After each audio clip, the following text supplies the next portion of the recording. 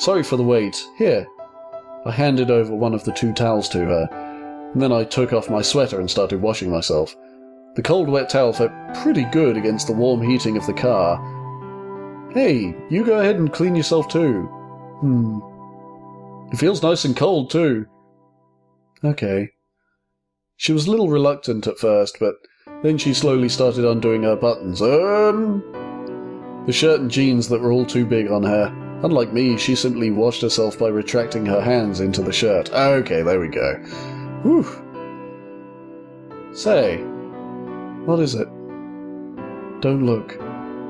Oh, sorry, that's right. She murmured with the wet towel in her hand, her clothes half on, half off. It was the first time I'd seen her look like that. A little annoyed, a little embarrassed. Inside the car, our backs turned to each other. Hey, feels pretty good, eh? Yeah. Inside the car, shrouded in the dark of night, drying myself off, reflected in the glass of the windows, which also reflected her with her back to me, drying herself off just as I was. She'd taken off her shirt just as I had.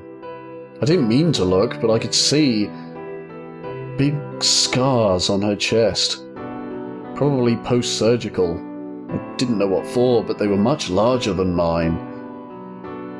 Hey. Huh? Oh, what is it? Is it that strange? Her back turned to me, speaking to me, reflected in the window. Oh, God, again, why do you stop there? Let me be involved in their connection, please.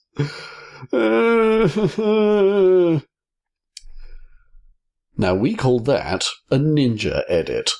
It's where a game or a film cuts away before an interesting thing. Usually in films it's a sex scene, but I use it for pretty much anything when they cut away before an emotional bit, or cut away before a really interesting piece of action, or something like that. A ninja edit. Have a drink.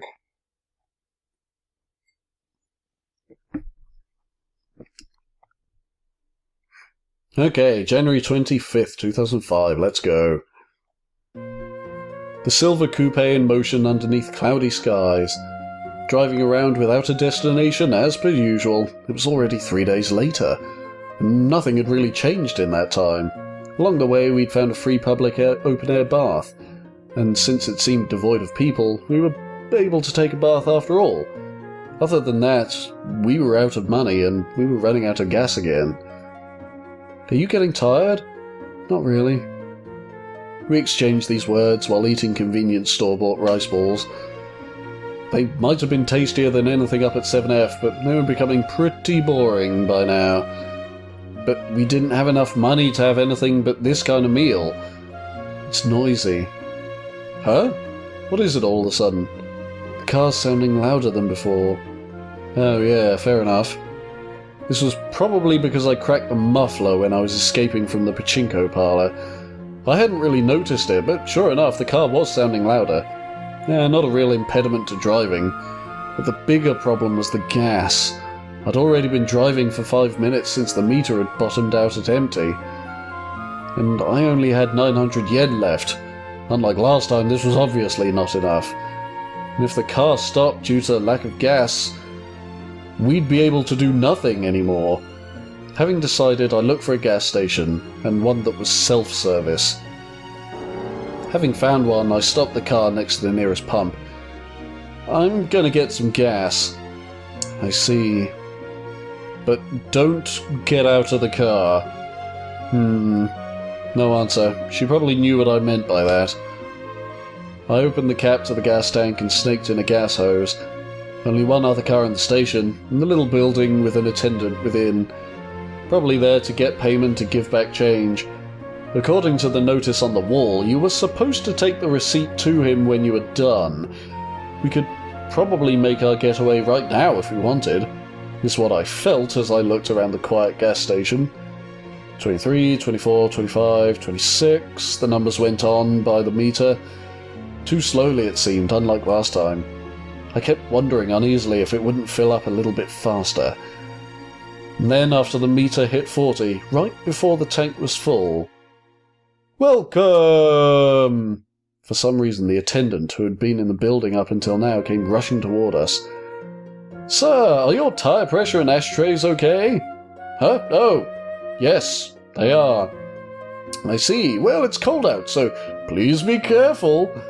He even started cleaning the windows as if trying to take good care of us. While he did so, the pump detected that the tank was full and with a business-like sound spit out a receipt. "Oh, please, go over there to pay." He stopped wiping the windows for a second and pointed at the building. I held the receipt in my hand in silence and stood completely still, wondering what I should do. "Is something the matter, sir?" "Oh, no, it's nothing." For now, I got back into the car.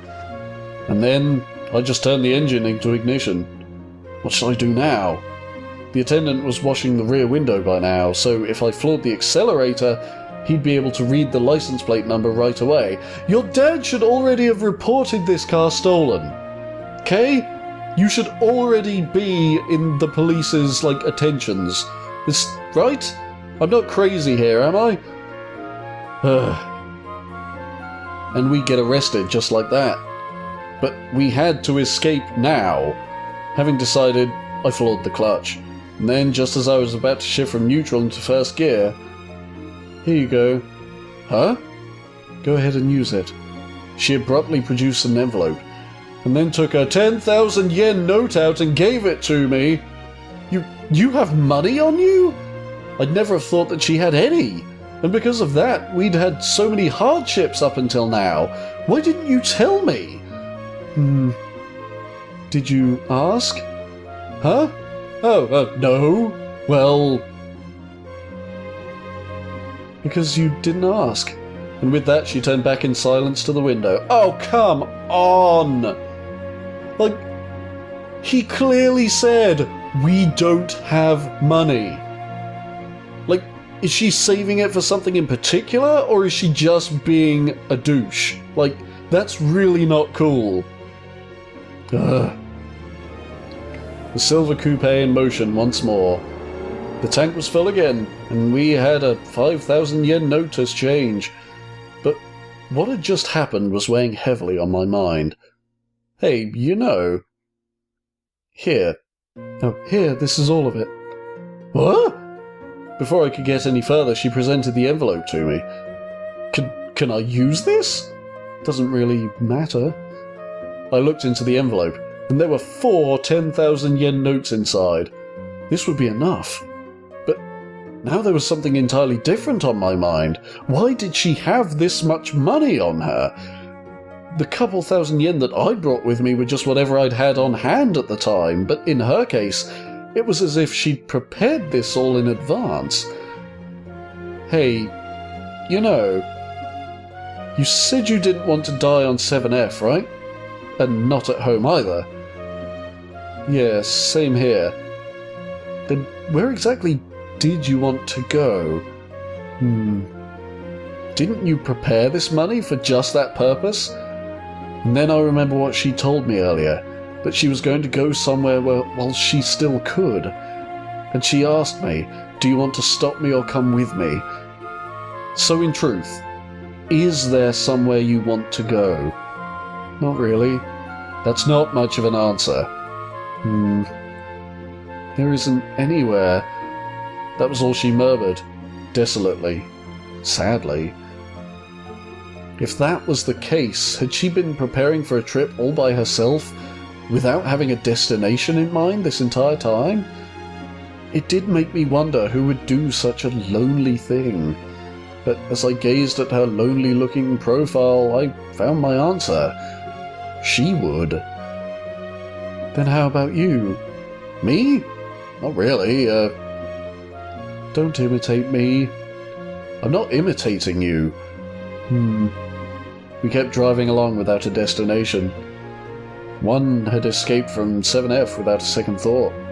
The other had made futile preparations without a destination. But right now, anywhere is fine with me, but I want to go somewhere. What? At least for me, I wanted a path to follow. I was fine with anything as long as it was a path. Hey, How about that Awaji Island you were talking about? We can get there with the money we have.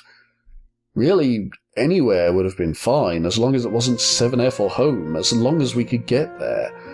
But we couldn't just wander around aimlessly. I wanted to head toward a destination, no matter what that destination was. What about you? Want to try going there? Not really. With that, she turned back to the window in her usual silent fashion. Those same eyes, the same as ever, looking somewhere into the distance. Just what could she be looking at? Just what was she hoping for when she came with me? Ugh, this girl. Oh, God, this poor girl. Right, I think I'm going to call it there for this recording session. This episode might be a little shorter than the others, but hey. There's quite a few feels in this. Quite a few heavy things to deal with. So, I hope you've enjoyed it so far. I'm enjoying it. I hope you come back for the next bit. So I will see you guys next time for more Narcissu. Bye!